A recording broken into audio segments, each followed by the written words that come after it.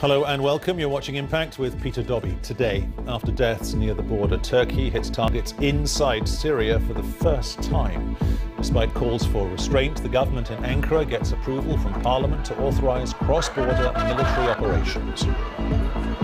A class of primary school children is buried in a landslide in southwest China. At least 5 are dead. Changing perceptions. The other Afghanistan. Young people enjoying a bit of rock and roll. And the 7-time Formula One world champion Michael Schumacher announces his retirement from the sport again.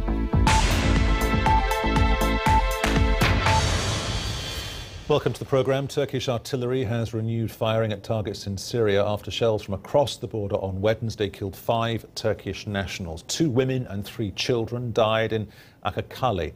Several Syrian troops were then killed by Turkish fire. Now that's according to activists from the Syrian Observatory for Human Rights. The EU's foreign policy chief, Catherine Ashton, condemned this escalation, dangerous escalation, and called for restraint on both sides. The response from Ankara marks the first time it's fired into Syria during this conflict now, which has now gone on for 18 months.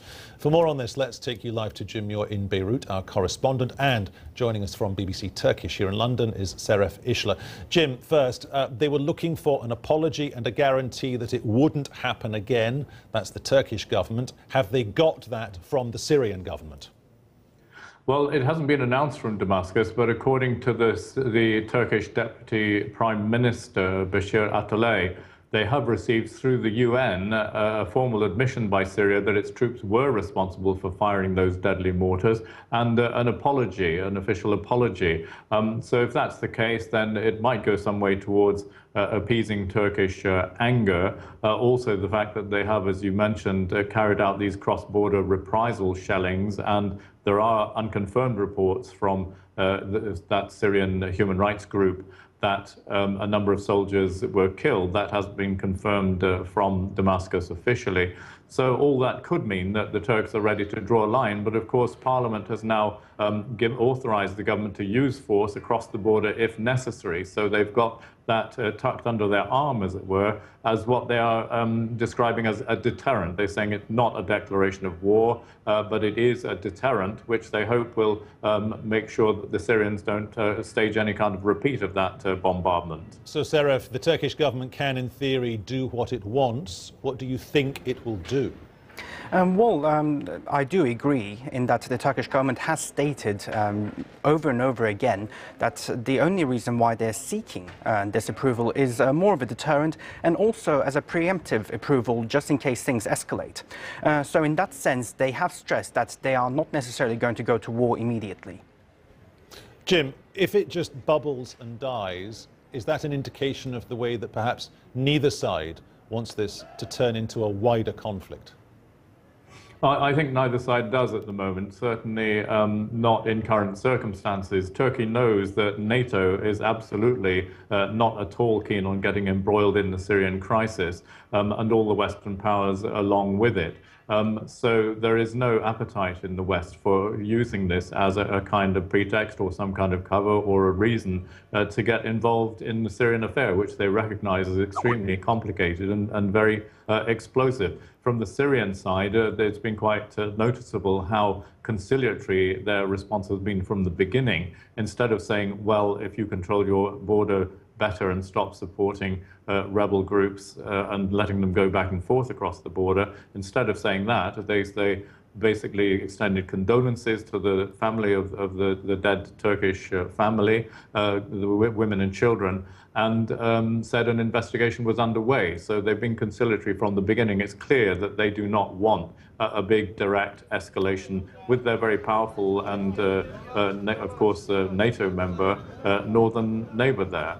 Seref, would the Turkish government feel less pressured into being seen to react to this kind of thing if the issue of the no man's land areas on their side of the border, and also if the refugee issue was dealt with more robustly, if you will, by the outside world, if the outside world was seen to be getting more involved on the ground, perhaps?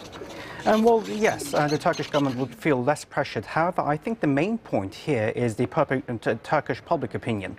The Turkish public opinion at the moment, from what we've been monitoring on whether it be social media, the columnists across the country, or comments that are left on websites, the Turkish public opinion at the moment is very much against this sort of a war. There have been chants for a no war sort of chants going on social media all day today. So in that sense, I think at the moment, at least from what we are monitoring, both the ruling Justice and Development Party alongside one of the opposition parties, the Nationalist Movement Party, although in theory you would expect them to sort of say yes to the motion, there has been some indication that they have taken the public pressure into account, in that it's currently not at all popular.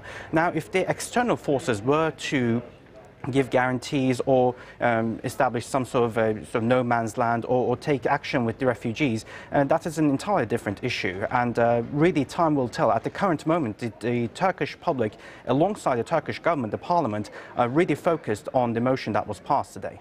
And Jim, you're in Beirut. As far as the Assad regime is concerned, they are spread pretty thinly already, not least because of, I mean, we were talking about it this time yesterday, what's been going on in Aleppo, following on from the torching of the souk, and also those 3-4 suicide bomb attacks yesterday morning.